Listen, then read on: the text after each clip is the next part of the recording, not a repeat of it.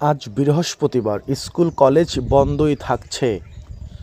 আদালতের নির্দেশনা অনুযায়ী আজ বৃহস্পতিবার স্কুল কলেজ মাদ্রাসা ও কারিগরি শিক্ষা প্রতিষ্ঠান বন্ধই থাকছে।